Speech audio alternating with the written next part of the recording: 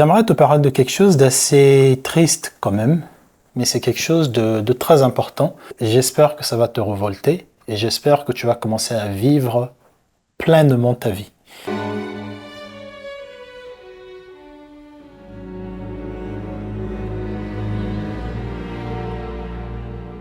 Donc bref, je remarque qu'il y a plusieurs personnes qui commencent à vivre leur vie uniquement vers 35 ans, 40 ans. Écoutez-moi vraiment.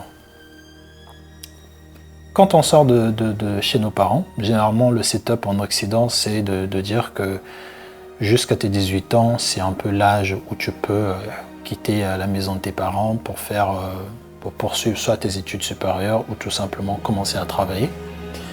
J'ai remarqué que jusqu'au moins à 25 ans, en général, c'est un peu l'âge minimum que la majorité des personnes continuent à être à l'école, 23 ans, 25 ans, soit des études professionnelles ou tout simplement ils refont une reconversion et ils essaient de finir en tout cas leurs études. Donc on a au moins jusqu'à 23 à 25 ans, on est à l'école, donc on essaie de trouver qu'est-ce qu'on va faire avec notre vie. Donc pendant ce temps, ce qu'on fait généralement, c'est que on profite un peu de toutes les conneries de la vie, on fait plein comme on dit, les 400 coups, on fait des dingueries, on boit, on fume, on se donne un peu de tort à travers de par des relations sexuelles parce qu'on se dit que bon, ouais, voilà, c'est important, il faut le faire. Et là, je parle vraiment homme comme femme, hein. Arrêtez de venir faire les victimes, oui, toujours sexiste, voilà. Je parle vraiment de homme comme femme. Et après, c'est un peu vers 30 ans, 28 ans. Pour les femmes, c'est différent et pour les hommes. Je prends un cas des femmes. Vers 28 ans, 29 ans, pour les femmes, tu commences à te rendre compte que, au fait, oui, j'étais dans une relation avec mon amour du lycée vers 19 ans. Ensuite, je me suis mis avec un tel vers 23 ans. Jusqu'à aujourd'hui, on est ensemble. Je ne sais pas trop pourquoi je suis avec lui au final, parce qu'on n'a plus les mêmes aspirations. On est toujours dans le même quartier.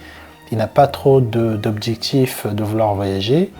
La plupart de mes amis, elles ont eu des hommes qui aujourd'hui gagnent bien leur vie, elles ont voyagé, elles commencent à se poser, la trentaine approche, l'autre a fait sa demande de mariage. Moi, je suis toujours là avec mon petit du quartier, je ne sais pas trop ce qu'on va faire.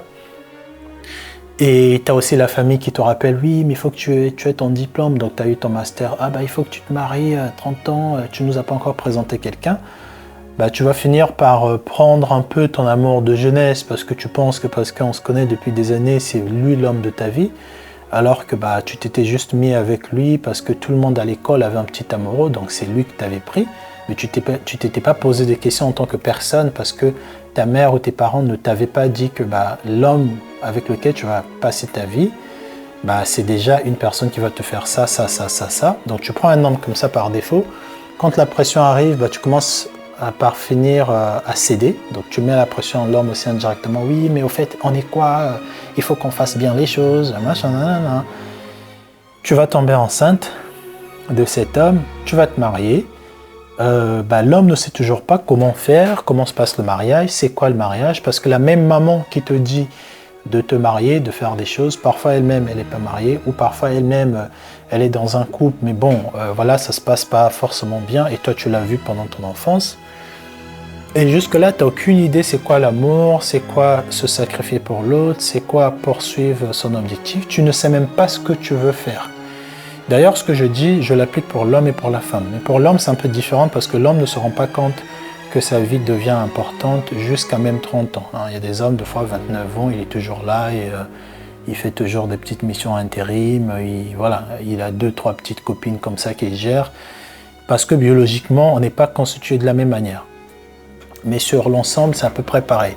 Et donc la jeune fille va se rendre compte que vers 37 ans, l'enfant a maintenant 5 ans, parce que pareil, elle va découvrir c'est quoi le rôle de mère, personne ne lui a dit comment c'était difficile, personne ne lui a dit que quand tu accouches, tu as un changement d'hormones, tu as tout ce qui suit après, tu as le postpartum, tu as toutes les galères au fait à gérer, même déjà comment pousser un enfant qui mesure 45 cm de ton corps, toutes les douleurs après, comment ça se passe. Donc tu es un peu toujours comme ça, tête baissée, tu subis, tu subis, tu subis, tu subis, tu subis, tu subis, tu subis, tu te prépares jamais. Et c'est que à partir de 30, vers 37 ans, 38 ans, où tu développes vraiment un truc ou 35 pour certains, 36, 37, après ton deuxième enfant, ou après ton divorce, ou après je ne sais pas quoi, où tu développes vraiment un truc je vous en, tu vois, je ne vais pas dire le mot, mais go F yourself, tu vois, tu mets un gros doigt d'honneur à tout le monde qui veut te dire ce que tu dois faire de ta vie. Et tu essaies de te dire que en fait, je vais essayer de m'écouter. Je vais essayer d'écouter la voix de la petite fille que j'étais quand j'avais 9 ans. Je voulais dessiner, j'aimais les arts martiaux, j'aimais apprendre des langues. Je vais peut-être écouter cette voix. C'est que vers 35-36 ans que tu te rends compte que en fait, que tu avais une passion, qu'il y avait des gens autour de toi qui avaient des passions, qui n'avaient pas qu'un travail. D'accord? Parce que payer ses factures, c'est comme le truc Ikigai, de trouver ce qui te fait vibrer, de trouver ce que ta mission pour ce monde, ce avec lequel tu peux vivre aussi, donc tout ce qui va être ta capacité, ton don. Tu ne prends pas le temps de trouver ton Ikigai, et directement, c'est vers 36, 37 ans, si tu as la chance, ou pour certains jusqu'à 38 ans, que tu viens te rendre compte que en fait, tu aimais l'informatique. Tu vas refaire une reconversion professionnelle avec des enfants déjà qui ont 8 ans, 10 ans, même 7 ans, avec garde partagée, donc je t'explique même pas tous les détails de le monsieur qui était irresponsable, parce que c'était un enfant comme toi. Généralement, les femmes, elles sont beaucoup plus matures. Et donc, imagine, toi, si toi, tu étais immature quand tu as fait l'enfant avec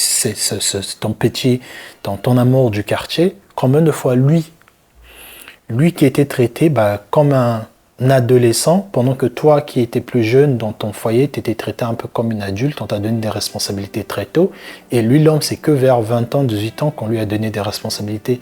Mais toi, depuis 15 ans, tu as déjà des responsabilités, tu sais déjà comment s'occuper des gens.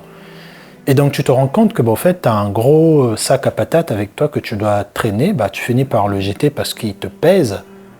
Et vers 38 ans, le mec, il te fait un peu la galère parce que lui aussi, il commence enfin à se rendre compte que j'ai des objectifs à suivre, il commence à enfin se réveiller.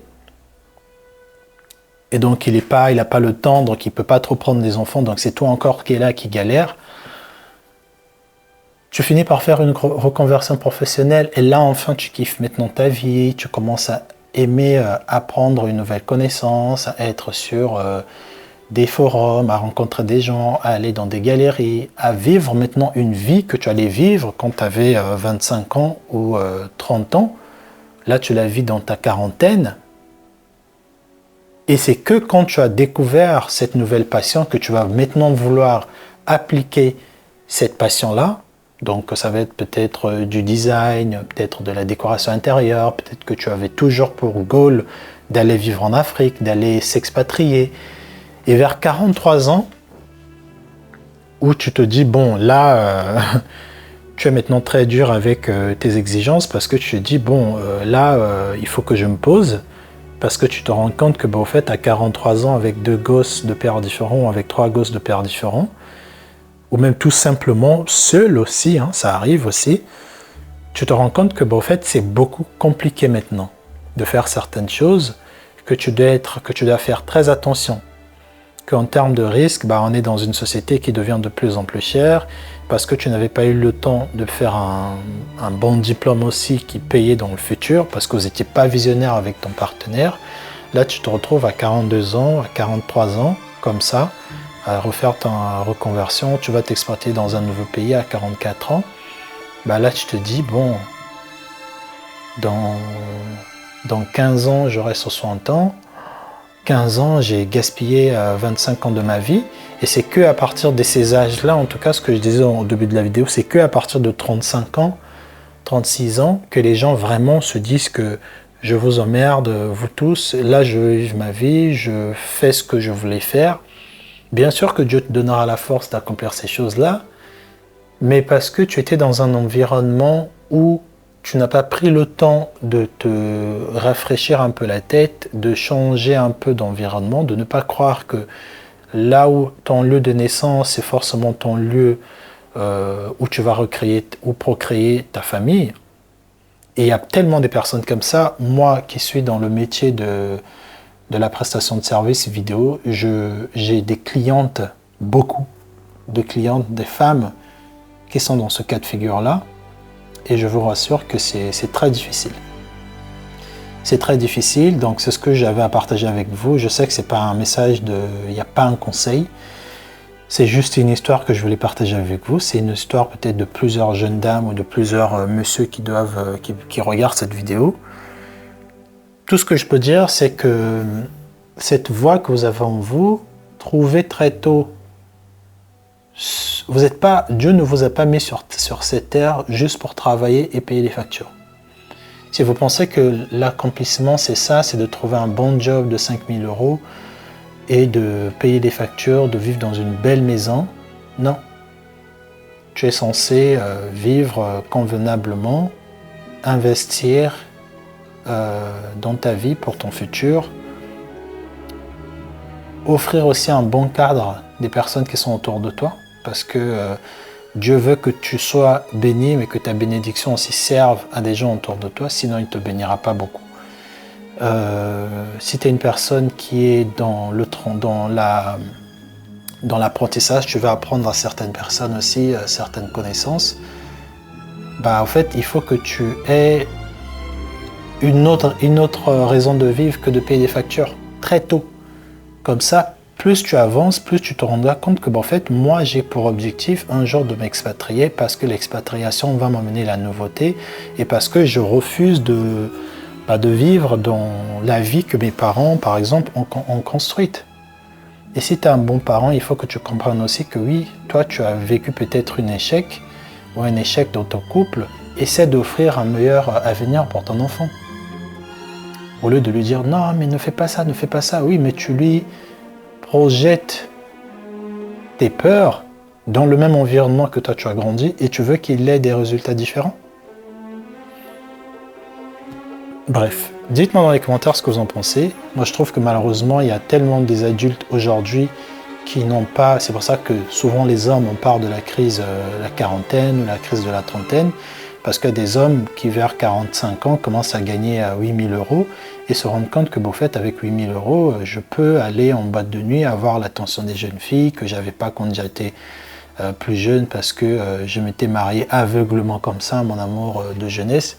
Et encore, je suis pas contre se marier avec un amour de jeunesse. Hein. Tant que c'est structuré, tant que c'est cadré, tant que on vous donne aussi le temps de grandir chacun de son côté. Grandir chacun de son côté, c'est pas forcément aller faire des dingueries, mais il faut que vous compreniez que il y a certains cadres, il y a certaines choses en tout cas qu'on faisait à l'époque qu'on n'est plus censé faire aujourd'hui. Il faut bien qu'on s'adapte aussi à des situations et ça sera peut-être le sujet de ma prochaine vidéo. Donc je vous attends dans les commentaires, dites-moi ce que vous en pensez et on se retrouve dans une autre vidéo. Bye.